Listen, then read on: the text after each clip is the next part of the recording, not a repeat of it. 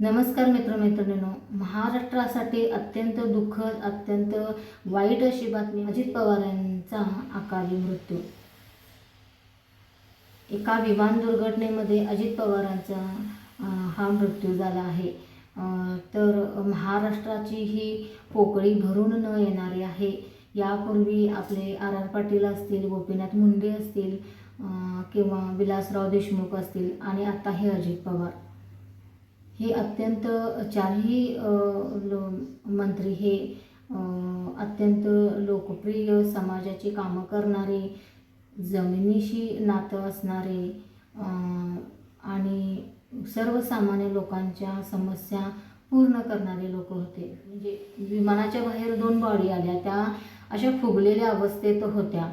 अजितदादांची body ही त्यांच्या गॉगलवरून आणि हातातील घड्याळावरून ओळखण्यात आली. त्यांना शेजारच्या एम्स हॉस्पिटलमध्ये बारामतीमध्ये सर्व बॉडींना नेण्यात आलं, पण काही उपयोग झाला नाही.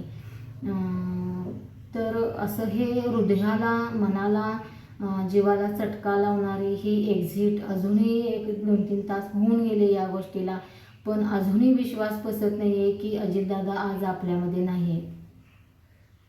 महाराष्ट्राच्या राजकारणात अजितदादांचं नाव अग्रेसर होतं.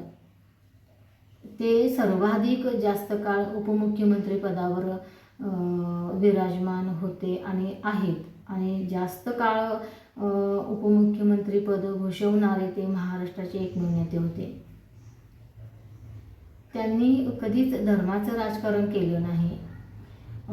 आता गेल्या महानगरपालिकेच्या निवडणुकीत त्यांना फारसं जरी त्यांच्या पक्षाला यश आलं नसलं तरी देखील ते सर्व कार्यकर्त्यांना एकत्र करून त्याच उत्साहाने, त्याच जोमाने आणि त्याच जोशाने जी आता येऊ घातलेली निवडणूक आहे पंचायत समितीची आणि जिल्हा परिषदची, त्यासाठी ते प्रचार दौऱ्यासाठी बारामतीला आले होते.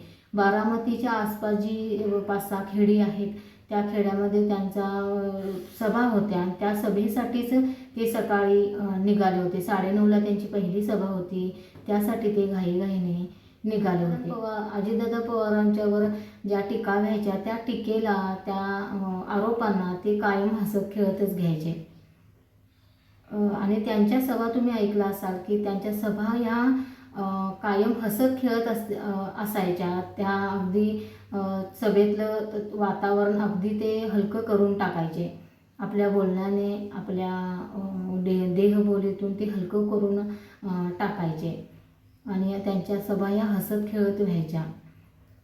जिथं कार्यकर्ता चुकतोय त्याला सडेतोड बोलण्याचंही त्यांच्यामध्ये कौशल्य होते. ते तितकेच कठोर, नियमबद्ध कामं झाली पाहिजेत या गोष्टीवर असायचे. अपघात झालाय तर याची रीतसर चौकशी होईलच आणि ती रीतसर चौकशी लवकरात लवकर व्हावी की हा विमान अपघात खरंच हा प्रॉब्लेम काही होता विमानामध्ये की अन्य काही, याची चौकशी ही लवकरात लवकर व्हावी. असं अजितदादा पवारांचं अकाली जाणं खरंच महाराष्ट्राला आणि सावरणं कठीण आहे. शिवाय त्यांच्या कुटुंबांना, तर त्यांच्या कुटुंबामध्ये जे इतर सदस्य असतील ती सावरतीलही, पण जे त्यांचे काका म्हणजे शरदचंद्रजी पवार, त्यांचं आता वय नाही आहे की ही गोष्ट ते त्यांना समजली असेल आहे की नाही माहिती नाही, पण जी जेव्हा समजेल किंवा समजली असेल तर यातून ते कसे सावरतील हा एक प्रश्नच आहे. कारण त्यांचं ही गोष्ट समजून घेऊन सावरणं खूप कठीण आहे.